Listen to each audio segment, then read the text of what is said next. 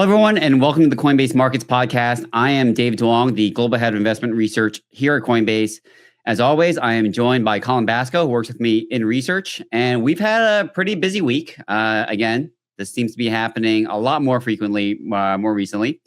But last week, we took a bit of a hiatus by talking about quantum computing, and we didn't really get into markets as deeply. Obviously, there's a lot of conferences going on, so I think that there always seems to be some weird price action that happens around those kind of periods.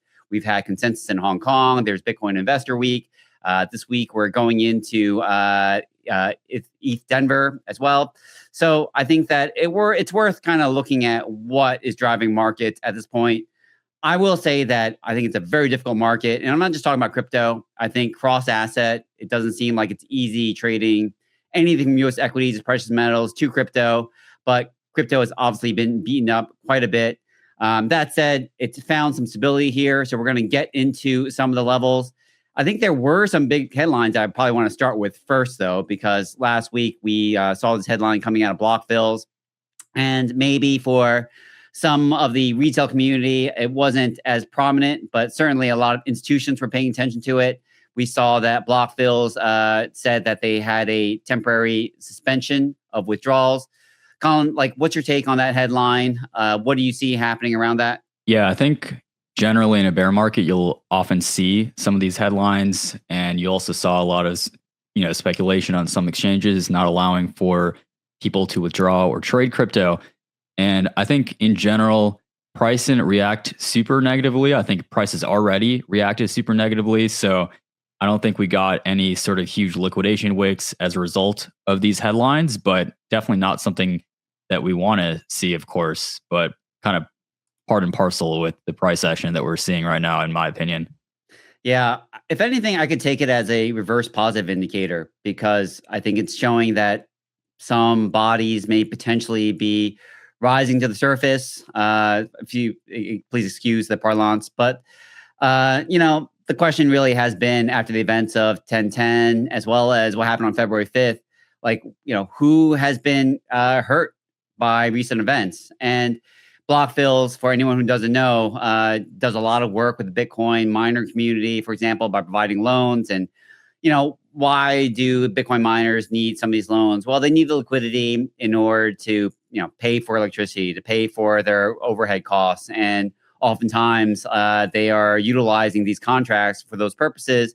And obviously, with the price of crypto falling over the last couple of months, I think that this is raising the question of whether they could be sitting on unproductive debt, like block fills themselves. And so I think that, this is not an entire surprise, but it is kind of interesting to kind of see that in the less transparent parts of the market, there could be certain concerns like this. So I think it's good to kind of note that these things are happening. As you said, Colin, I don't think it directly impacted price, but I think at least attributing some of the responsibility of what was behind some of the price action we saw over the last couple of months, again, over those big days, 10/10 and 2/5. I think it's good to kind of note. But this is not, I think, a market where we're seeing people trade on fundamentals. It's not one where, even a few months ago, people were very dominated by macro in a way that it's not now.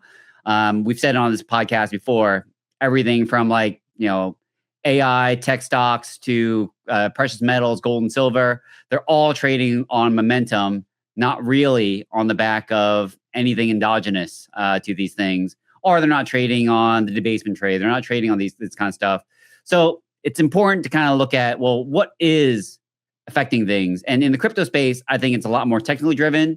It's a lot more, what are the pivot points, as Colin kind of says. Colin, could you just kind of walk us through what you're seeing on this side? Yeah, so I think from a philosophical perspective, just taking a step back for a second, I think it's pretty interesting to discuss sort of where AI is in terms of how it impacts, investing as a general across pretty much every asset class. So I was talking to a buddy of mine, and we were discussing how exactly our market's going to change. Is it going to change at all? Our investing style is going to change as a result of AI. And in my opinion, I think the diversity of response from a lot of models is not significantly different. And you're also seeing a much larger base of people using, robo traders or using AI investing models to try and inform their own decision making.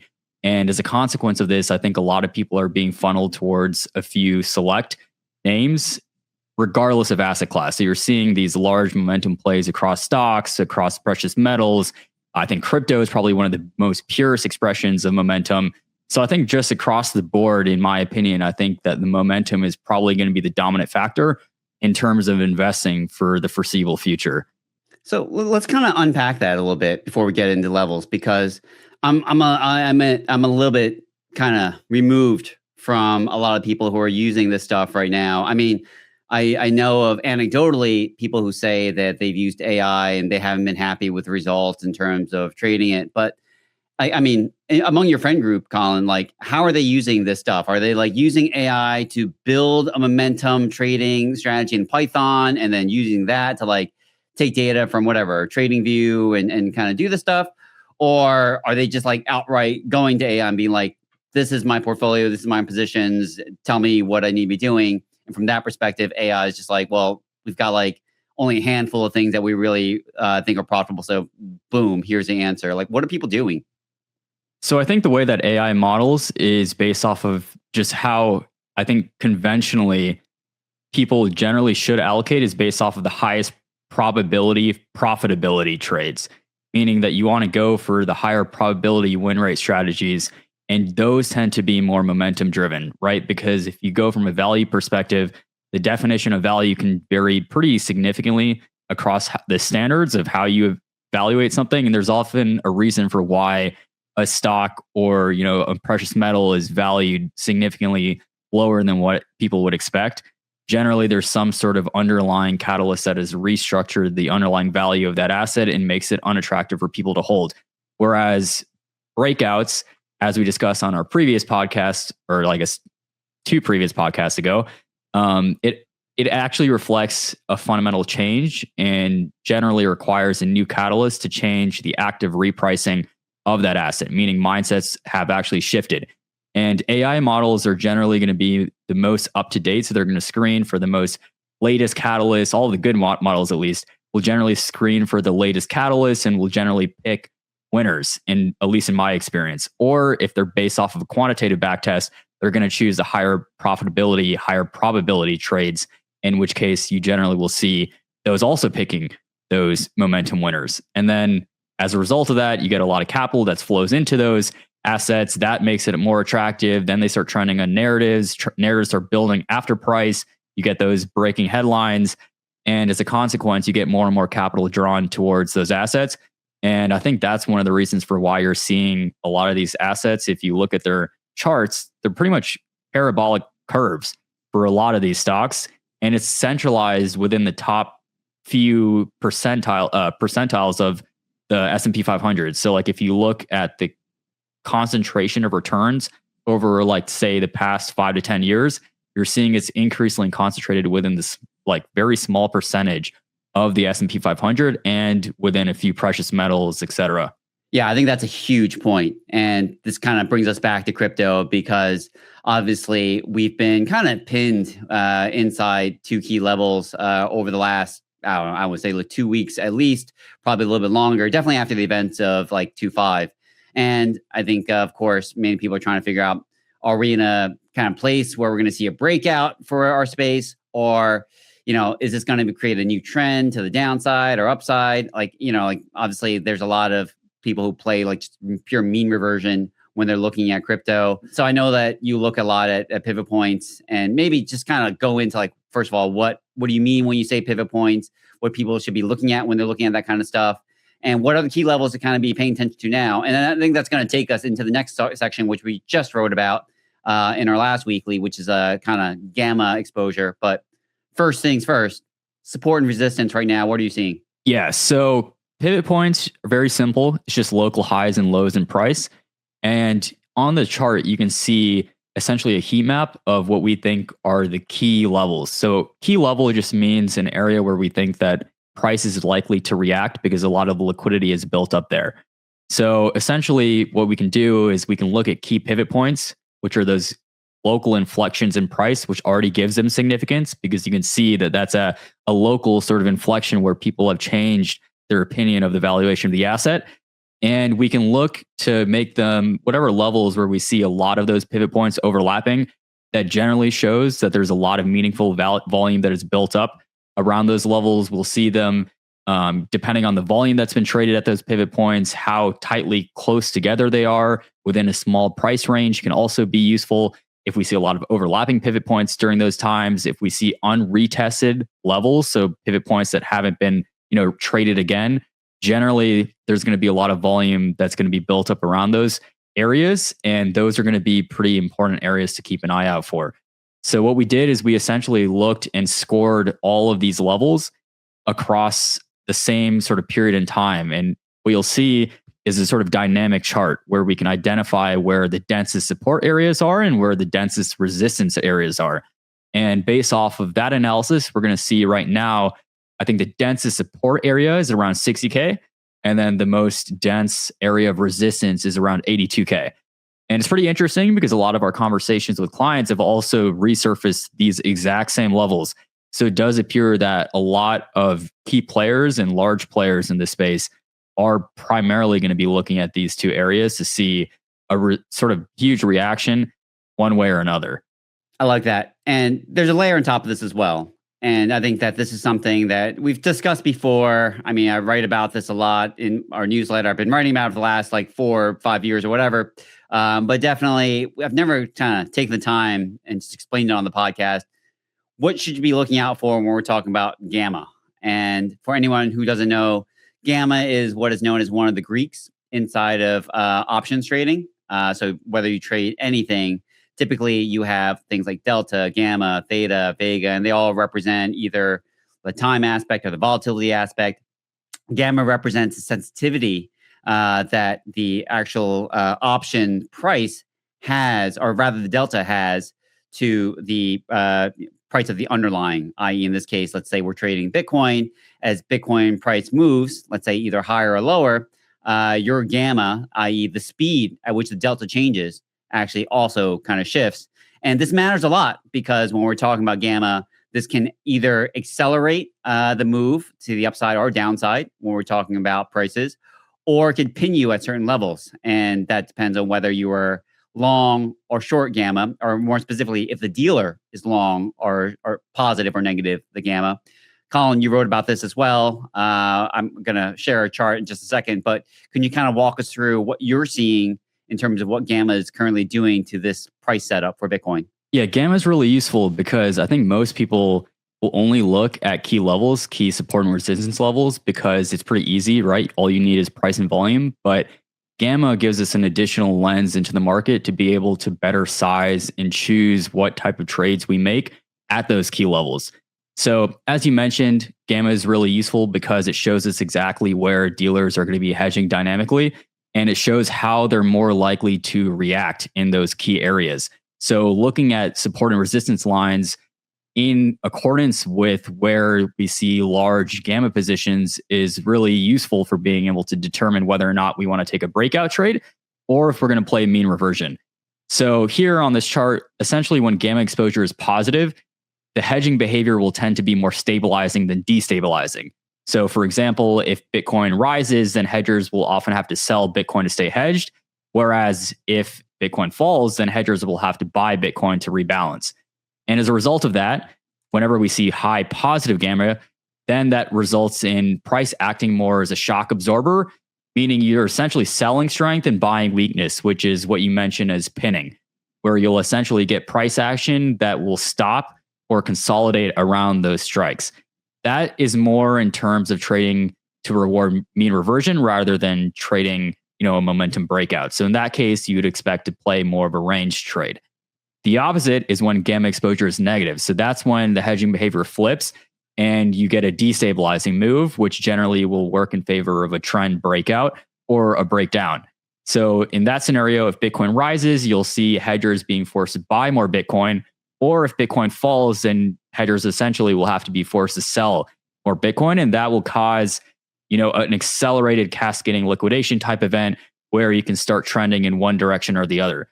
So based off of this chart, and then combining it with the pivot levels that we saw before, once again, 82K is going to be the first major gate to the upside. And then 60K is going to remain sort of the key nearby shelf of demand.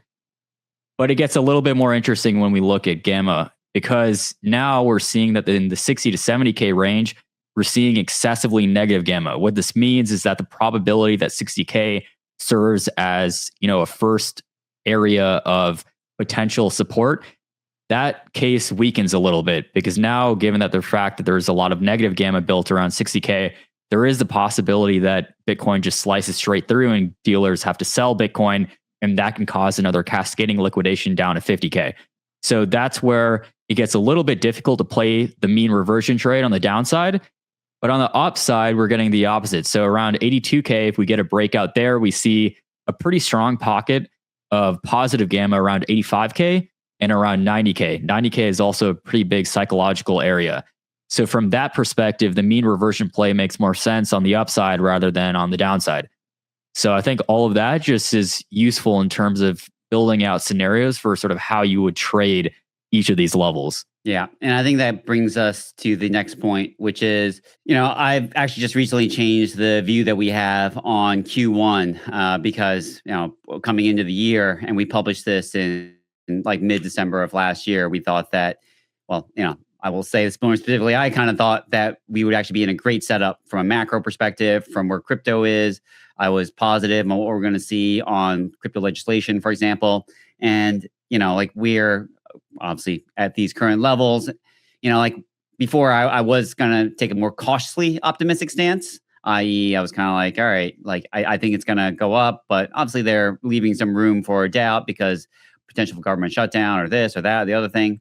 But now I do think that, it's more likely that we're going to see crypto probably grind sideways to the duration of Q1. And so I've, reduced our position from a cautiously optimistic to neutral instead. And, this isn't just a reflection of crypto. If you're watching this, you can kind of see that, the price action across many different asset classes has just been very lackluster. AI tech names have been just like this massive tailspin over the last few days, but even longer than that. And again, I kind of said this at the opening of this podcast, but I think this is just people kind of attributing a narrative to it. Whereas what's really motivating them has to do with pure price action. I don't think that this is them kind of saying oh man, the CapEx on Google is doubling.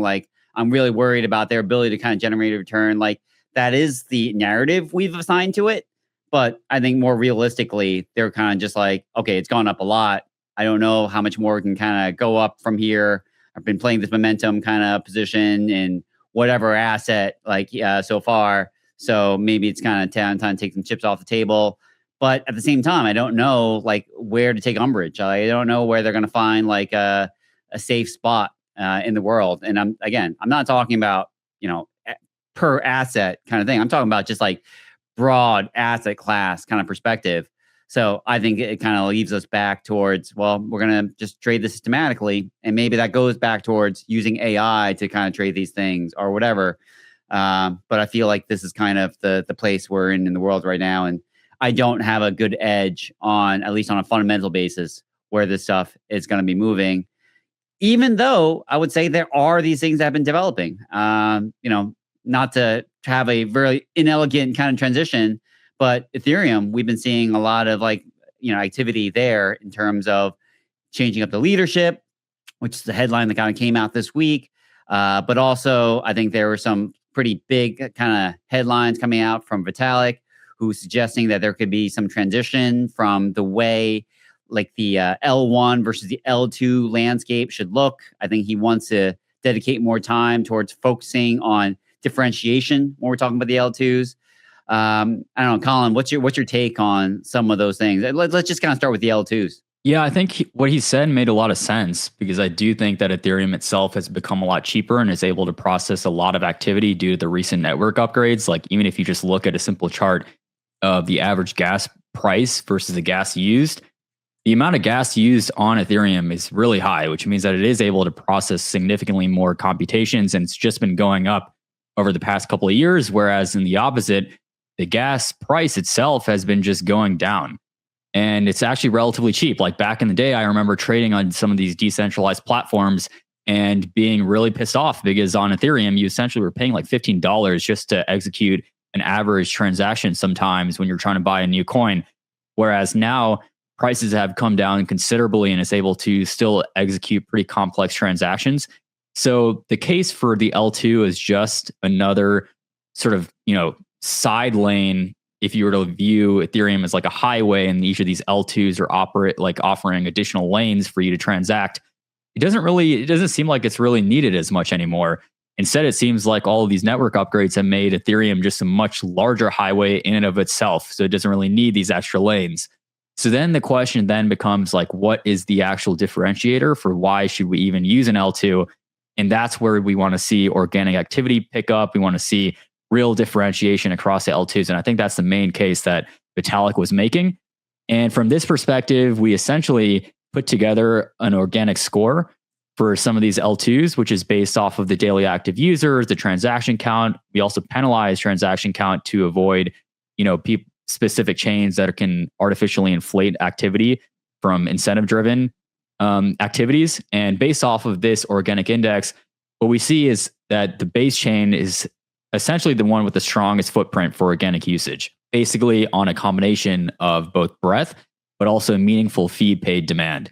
And I think that's pretty important for a lot of these different chains. Like you can see a pretty notable drop off for some of these other chains from these other L2s, where there's either very little organic activity or there's just higher fees itself than Ethereum, in which case it doesn't even make sense put in a lot of use cases to use some of these other L2s. So I think just in general, I think I'm on the side of Vitalik where you do really need to see some sort of differentiation, whether through like a value perspective, specific applications and use cases for these other L2s to really pick up. And you're also seeing just in the price performance of these other L2 tokens, pretty much nothing is being able to outperform Ethereum. We see like very few idiosyncratic outperformances from things like Starknet. But in general, across most of these L2s, other than like Starknet and ZK, pretty much every other L2 has underperformed Ethereum since October 10th.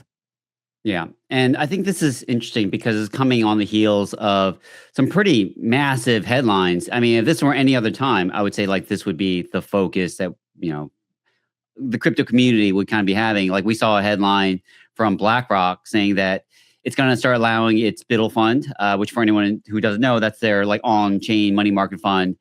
It's going to allow it to start trading DeFi. It actually it wants it to be able to trade on Uniswap. And we did see that Uniswap's price reacted to the headline initially, and then I think more people were misread it because they thought that this meant that BlackRock was buying Uni tokens, but it was really only for participation purposes.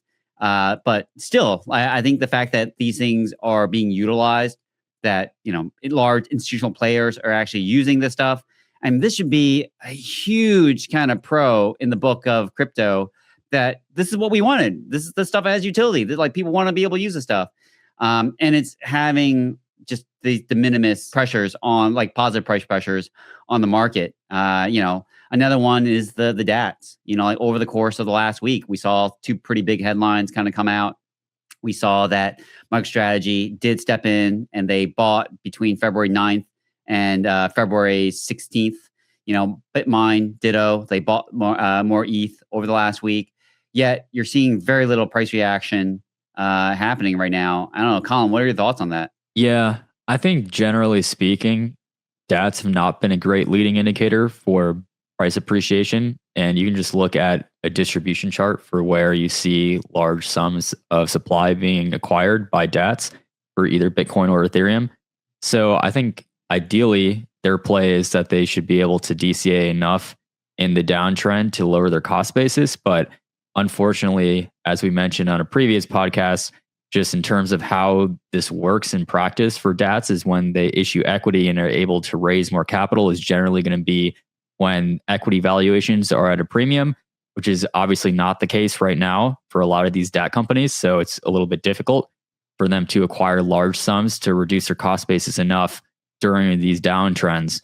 So, I mean, I guess they can serve as somewhat marginal demand buyers, but I wouldn't really count on it for in terms of being able to facilitate a breakout. I think for the breakout, what we want to see is like a real sort of macro catalyst that will come in and being able to provide a huge liquidity tailwind for Bitcoin. I think that's the key. I don't know exactly what that catalyst will be as of right now, which is why it's easier to just trade the reaction. But that's what I would be looking for instead. Yeah. And I think that it's a huge point. There needs to be something. It needs to be either exogenous, endogenous, like something that drives this market. And I feel that way, not just inside of crypto, but I feel like just kind of risk taking more generally. Maybe that will be the Fed. You know, obviously there was a lot of talk when Kevin Warsh was nominated to be next Fed chair. I still think that people are exaggerating when they're talking about how concerned they are about his hawkish tone back in the global financial crisis, i.e. the only record we have of him from when he was on the Fed board, which I think really does a disservice to what could potentially happen. If anything, I think that we should be moving up the rate cuts that are currently priced. I think Fed fund futures are still kind of pricing it in July. I think we need to be moving it forward, and maybe it'll be more reactive to what's going to be happening in the markets. And at that time, we'll start seeing people pivot as they're more concerned around this stuff. But right now, I'm looking at it. I'm saying, like, I think there's still a lot of cash sitting on the sidelines. I think in part because there's nowhere else to hide. I think either you're trading like volatility and you're outright in the options market, and this is kind of what you're more focused on. Maybe that could be profitable, or maybe you can try to take some leverage and kind of play in the purpose market. Although I don't see a ton of activity for that, but it needs to be something else. So I do think that probably we're going to get to a point where this stuff is going to become a lot more relevant, and maybe we'll start talking about the Fed again. But right now, it's not part of the conversation. And by the way, I think this is definitely not just U.S. centric. I think that what we saw happen in Japan a few weeks ago, in terms of like people were talking about, is there a joint intervention in the Japanese yen? I think that also wiped out a lot of like the carried trades that were out there. It's hard to say how much of that also is like kind of paired against crypto, but I think that it definitely had some effect on our space. So I think these things are relevant. We have two central banks out there, the Bank of Australia, the Bank of Japan, are both hiking rates, not cutting rates. So this is maybe also squeezing liquidity on the sidelines as well. So I think this is going to be worth paying attention to. But again, it's not today's conversation. It's maybe a conversation that's going to be 3 months, 6 months down the line. But we'll see. But with that, I would say, everyone, good luck out there. For anyone who's over at ETH Denver, hope you're having a good time. Hope that the mood there is a lot better than the one that I'm kind of positing. I do think that things are more resilient on the institutional side. I was at the Bitcoin Investor Conference last week, and it still seemed that people were optimistic about where the space could go long term. So I'm going to hold on to that. But with that, thanks, everyone. Please like and subscribe if you like the content. And again, as always, message myself or Colin if you want to hear something on this podcast. Thanks a lot. All statements and analysis correspond to the date of this recording. This recording is only intended for sophisticated investors. This recording should not be copied, distributed, published, or reproduced in whole or in part. Neither Coinbase nor any of its affiliates make any representation or warranty as to the accuracy or completeness of the statements or any of the information contained in this recording. The views expressed in this recording are not necessarily those of Coinbase. Coinbase is not providing any financial, legal, accounting, or tax advice or recommendations. The receipt of this recording by any listener is not to be taken as a giving of investment advice by Coinbase to that listener. The information in this recording is believed to be current as of the date of this recording and will not be updated or otherwise revised to reflect information that subsequently became available or a change in circumstances after the date of this recording. Investing in cryptocurrency comes with risk. Prior results are not guaranteed, and prior results do not guarantee future performance. The listener should consult their advisors before making any investment decision. Coinbase may have financial interests in or relationships with some of the assets, entities, and/or publications discussed or otherwise referenced in the recording. Any references to third parties, investment strategies, or digital assets do not imply Coinbase endorsement or approval of any third-party investment strategies or digital assets or any website or content related thereto.